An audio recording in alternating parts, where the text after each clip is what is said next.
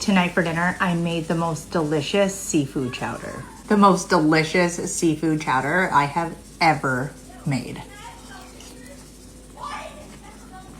Now I like bacon, so don't judge me. I'm adding 500 grams of bacon that I've chopped up, but I left them kind of like big and chunky, like me. My bacon has been cooking for just a few minutes, but it has created enough grease. I kind of burnt the bottom of this Dutch oven. It's created enough grease that we can go ahead and add our vegetables. Do you guys remember this little guy? Little guy. Now, if you remember a little while back, I needed some potatoes and we found this little guy, but I had to throw him into like cold water and I felt bad for him, so we kept him. But now it's time to use him because it's the only potato I have left.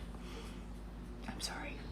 Now I'm adding 2 potatoes that I have diced up, including my potato, 1 large yellow onion, and around 6 celery stalks. There's absolutely no grease left from our bacon. I'm gonna go ahead with like a 1/4 cup of butter.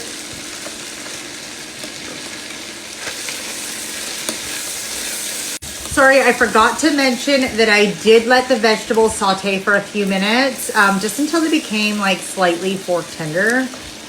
I didn't add the butter right away after the veggies. I absolutely just kept mixing the vegetables around for 4 to 5 minutes or so. The butter has all melted. Now I'm going to go in with some flour. I have 1/3 of a cup. Probably just add it all here. This will help thicken our sauce. Now about 5 minutes ago, I made a seafood stock. I actually went crabbing today and we caught 7 crab. So I used some of the shells to make a seafood stock. I'm going to use that. And if you don't have that, you can just use like a chicken broth or beef broth. Like use whatever you want. It smells so good. And this was around 4.5 cups. I wanted to add some garlic. And usually I do that to the vegetables before I add the broth, but I'm just adding it now because I forgot. I'm seasoning it with some ground thyme, some Old Bay, and I don't think I have much left.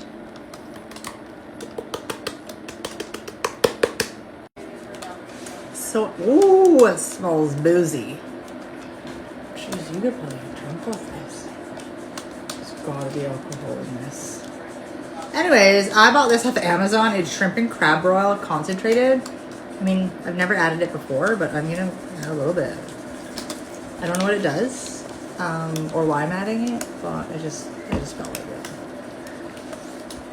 I have the Kinder's salt, pepper, and garlic. And now I'm gonna go in with some cream. Someone put back in the fridge with a mouthful left. I don't have any whipping cream, so I'm just using 18%.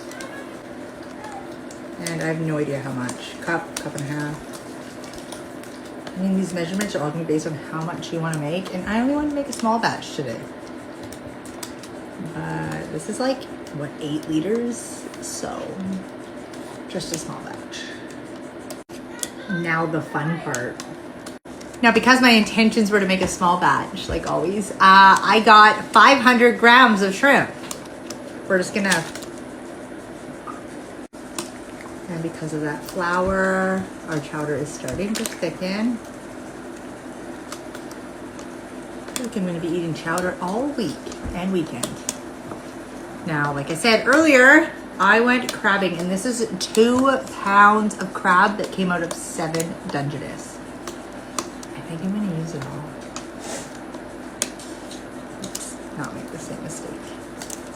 It's a lot of crab. Now you can't have a chowder without corn. So I'm adding some peaches and cream corn, and this is 341 mils, 12 ounce. Going. This is so full of crab and shrimp. I love it. We're just gonna let this simmer now until that shrimp is fully cooked, and then we're done. I am so excited.